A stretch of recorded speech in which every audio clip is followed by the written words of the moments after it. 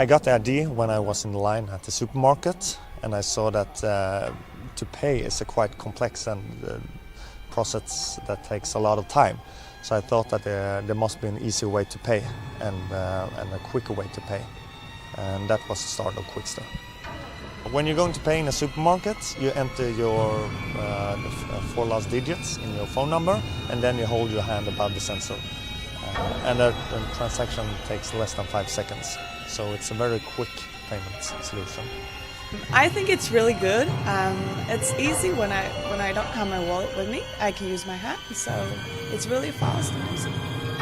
The vein pattern in your palm is unique for each individual person, and the four last digits in your phone number is because people want a moment to just like look at the display and see that the amount is correct before they pay.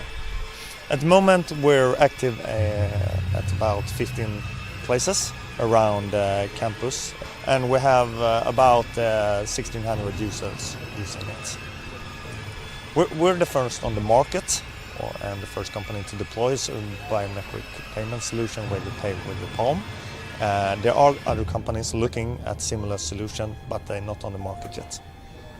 Of course, we had problems like connect all the players on the market, the financial sector, the banks, the stores, supermarkets, and then to package it to a solution that the customers want to use and that it's easy for them to use. I find it extremely interesting that the UPC barcode, as designed in 1973, was coincidentally designed around the number 666. Universal Product Codes, or UPCs, are found on almost every store product today. These codes allow the cashier to scan the item into the computer instead of entering the price manually. Every UPC is made up of numbers and bars. The bars themselves also have a numerical value. Notice that the bars on the left, in the middle, and on the right of the code do not have numerical values underneath them. However, the other bars all do. So by comparing these three bars at the beginning, the middle, and the end with numbered bars, it is clear that those dividing bars always represent the number 6. Even though it's not apparent visibly to anyone who looks at it, there is a mathematical representation there of the number 666. The Book of Revelation tells us that in the last days, no one will be able to buy or to sell without the number 666. Despite the protests of industry insiders who claim that it is all just a coincidence, the fact is that virtually every product sold in the world today is sold with the number 666 built into it. Inside the world's newest skyscraper, the 5th tallest building in the world, tests are underway on the world's newest way to shop. Once a customer has pre-registered, linking a credit or debit card to a scan of their hand, all that's needed in future to pay for products and leave the store is another scan of the hand. It's a verification and payment system. It uses the unique patterns of blood vessels on people's hands. Everyone's patterns are different. They call it BioPay. Shop staff, the retailer says, need not be worried about it taking their jobs. This, it says, frees them for better jobs. They can do more valuable work, like, for example, store management and the product management. Would shop cashiers agree? There were none here to ask. This is a prototype store, at the moment open only to people working in the Lotte World Tower. About 1,000 of them are registered so far, but when this building fills, it's only just opened, they'll test the technology here on 5,000 people. The plan then is to roll the technology out across South Korea later this year and worldwide after that. Okay. Let's see if it works. So I think I have to... Yeah, done. Okay. So now it's giving you money. See, this is so much better, but they still have the PIN, but I guess you... I didn't put in anything. No, I know, but can you still use it if you wanted to? No. I'm not sure. Okay. I think no, once you go for this way, it's done. And it's so much better. That's awesome. So now we're in CenturyLink Field, and we've gone through the Clear sign-up process, so I'm in the system. That's how I got into the stadium.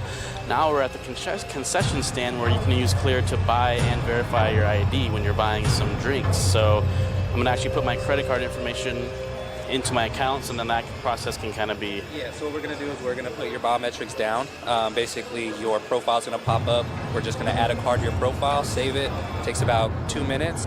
All right, so oh, there's me. All right, so then what we're going to do is we're going to continue here. Just payment update here, and then all we do is put a card on file. Okay. Obviously, to put the card on file, nothing is charged, completely free to do so. Okay. I will do that. And then we have a nice little slide here. So we'll just slide that bad boy through. Oh, easy, okay. And complete it. Once it's done processing and it's valid, save it. Once this is done processing, like I said, it's about a 2 or 3 minute window until the system actually recognizes your card attached to you, and then you'll be able to make purchases from then on out as long as you're a Clear member. So we've just connected to my credit card to my Clear account, and now we're actually going to test this new concessions technology that Clear has. It's going to read my fingerprint, and that is basically going to take care of payment and age verification. So let's give this a try. All right. So this is our POS system. We'll go ahead and make that purchase right now, okay? Here we go. Basically what you're going to do is just let this gentleman know whatever you want, just like you regularly would. Fingers go down, takes that money off your card, processes, verifies your ID, everything. So. That sounds great, except for the money going off my card thing, but that's okay, that's okay. All right, How can I help? I would like 1 Bud Light, please. 1 Bud Light, absolutely. Here, just put your fingers on the reader. Put my fingers on the reader. Just like that, and then you're going to drop your wrist down. It's going to process you. Once it's done processing you, it's going to verify you. It's going to verify the money on your card.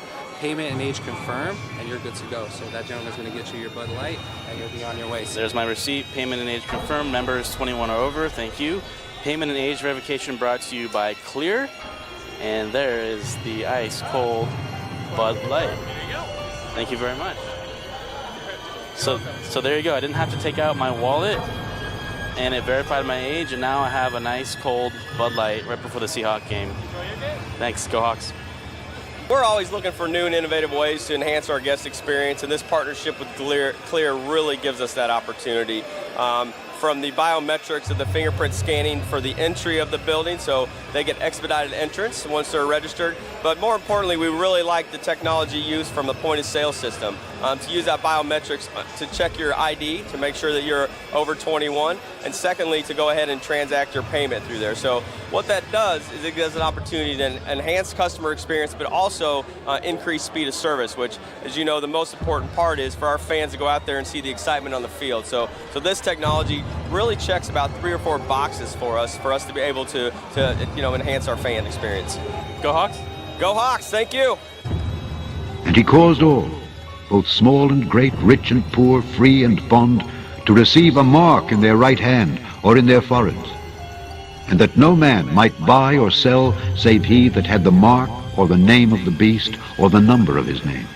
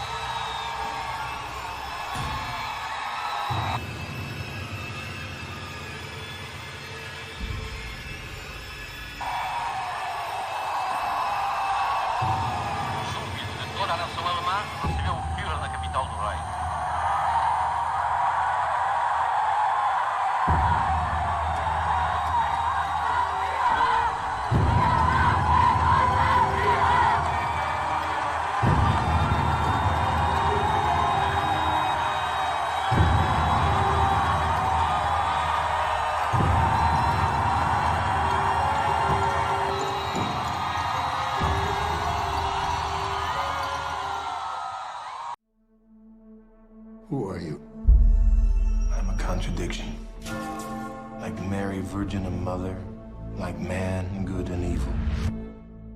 I'm God. They chose a pope they didn't know. And today, they're beginning to realize who I am. Your Holiness, your sins. I don't have any sins to confess. My only sin is that my conscience does not accuse me of anything. Starting today, you have to lead the church. 1 billion people, 1/5 of the world's population. Do you understand what I'm saying? I really have to tell you, Sister Mary, this Pope is strange. I don't care about your opinions if I'm up for the task. I don't care if you think I'm weak or a scoundrel. Everyone is afraid of you. It's not exactly true, but it will be. You'll be a terrible pope, the most dangerous in modern times. I'm ready to wage a war without end against you. I know everything a powerful man needs to know about the people he works with. And I am the most powerful man of all. We are not the first to declare the papacy to be the kingdom of Antichrist, since for many years before us, so many and such great men, whose number is large and whose memory is eternal, have undertaken to express the same thing so clearly and plainly. Believing that the papacy is Antichrist was standard for Reformed believers, who claimed the Pope was the prophetic fulfillment of the Apostle Paul's warning of that man of sin, the son of perdition, who opposeth and exalteth himself above all that is called God or that is worshipped, so that he as God sitteth in the temple of God, showing himself that he is God. They held to this view because in the New Testament the church is called the temple of God, and the popes were well known for exalting themselves in the midst of the church. Paul wrote, "Know ye not that ye are the temple of God, and that the Spirit of God dwelleth in you? If any man defile the temple of God, him shall God destroy, for the temple of God is holy, which temple ye are. Therefore let no man glory in men." Early Christians and the Reformers were very familiar with the blasphemous declarations from the papacy, which were often the subject of intense debate, because from ancient times the popes had declared themselves to be equal to God. Jesus said, "And call no man your father upon the earth, for one is your Father which is in heaven." Yet the popes took to themselves the name Holy Father, along with all claims of authority that might be assumed by such a title. Pope Innocent III, who fathered the Inquisition, said, "The Pope holdeth place on earth not simply of a man, but of the true God." Meanwhile, Pope Nicholas said of himself, "I am in all and above all, so that God himself and I, the Vicar of God, hath both one consistory, and I am able to do almost all that God can do. I then, being above all, seem by this reason to be above all gods." Nicholas even claimed that the popes had the power to change the gospel itself, saying, "Wherefore, no marvel, if it be in my power to dispense with all things, yea, with the precepts of Christ." But in the Bible, Jesus says, "Behold, I have set before thee an open door, and no man can shut it, and no man openeth." The Apostle Paul warned that, "If any man or an angel from heaven preach any other gospel unto you, let him be accursed." Yet despite these biblical warnings, the popes repeatedly claimed they were equal to and above God, and were even called by Catholics our Lord God, the Pope. The Lateran Council, while addressing Pope Julius II, said to him, "Take care that we lose not that salvation, that life and breath which thou hast given us, for thou art shepherd, Thou art physician. Thou art governor. Thou art husbandman. Thou finally art another God on earth. In the 19th century, Cardinal Giuseppe Sarto, who would later become Pope Pius X, declared, "The Pope is not simply the representative of Jesus Christ. On the contrary, he is Jesus Christ himself, under the veil of the flesh." Does the Pope speak? It is Jesus Christ who is speaking. Hence, when anyone speaks of the Pope, it is not necessary to examine, but to obey. Jesus said of himself, "I am the way, the truth, and the life. No man cometh unto the Father but by me." Yet Pope Pius IX blasphemously declared, "I alone am the successor of the apostles, the vicar of Jesus Christ. I am the way, the truth, and the life." The popes have not only made claims to be God, but have insisted that salvation itself depends directly upon obedience to them. Pope Boniface VIII said, "We declare, say, define, and pronounce that it is absolutely necessary for the salvation of every human creature to be subject to the Roman Pontiff."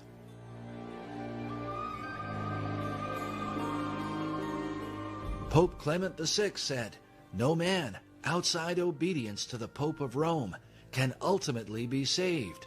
All who have raised themselves against the faith of the Roman Church and died in final impenitence have been damned and gone down to hell."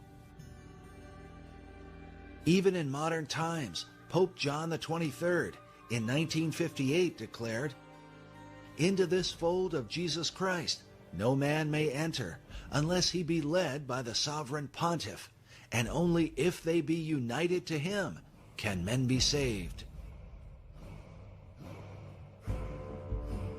In 1984, Pope John Paul II was quoted as saying, "Don't go to God for forgiveness of sins. Come to me." The quote was based on a Los Angeles Times article which reported, rebutting a belief widely shared by Protestants and a growing number of Roman Catholics, Pope John Paul II dismissed the widespread idea that one can obtain forgiveness directly from God. Furthermore, according to traditional Catholicism, obedience to the papacy is said to be required, no matter how dreadful the Pope might be.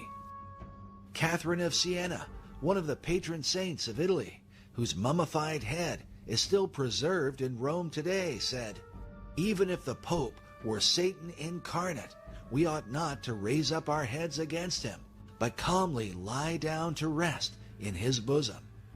He who rebels against our Father is condemned to death. For that which we do to him, we do to Christ.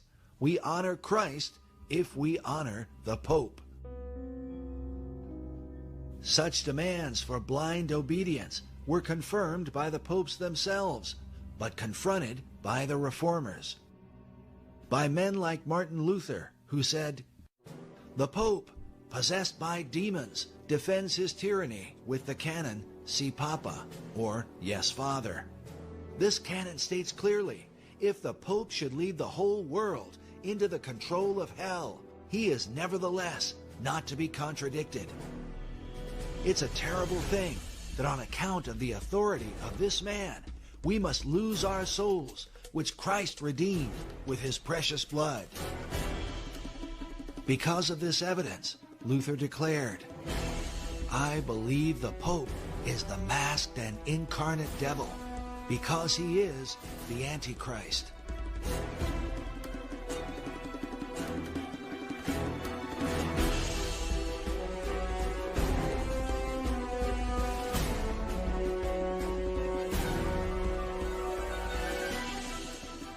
It is important to understand that this belief was not just confined to Luther, but was held by all the reformers from John Wycliffe in the 14th century to Charles Spurgeon in the late 19th century. Spurgeon said, It is the bounden duty of every Christian to pray against Antichrist. And as to what Antichrist is, no sane man ought to raise a question. If it be not the popery in the Church of Rome, there is nothing in the world that can be called by that name.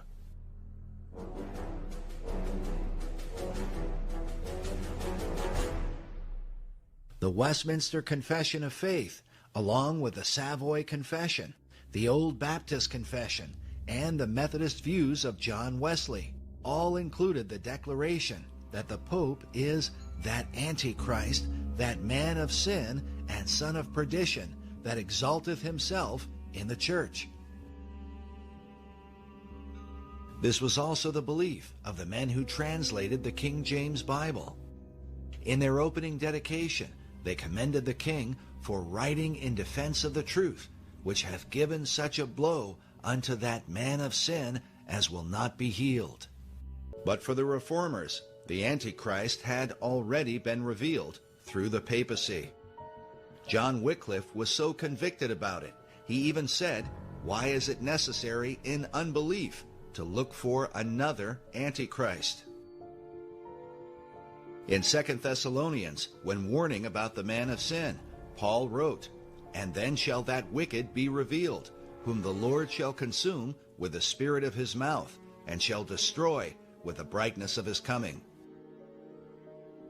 Martin Luther believed that the Reformers were themselves as the spirit of the Lord's mouth, and by preaching the word of God, they were consuming the papacy, even as fire consumes a bundle of wood. Luther wrote, "For we must slay him with words. The mouth of Christ must do it. That is the way he is torn out of men's hearts, and his lies become known and despised.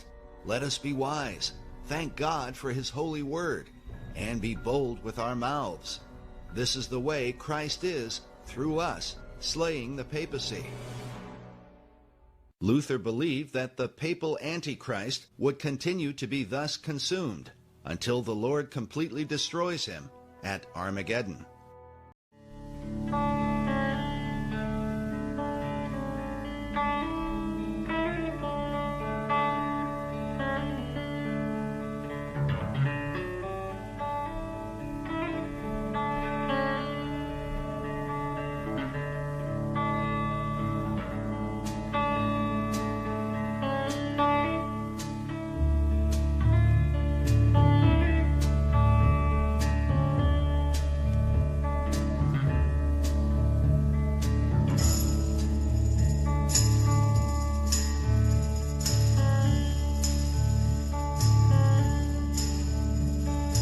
This is the end, beautiful friend.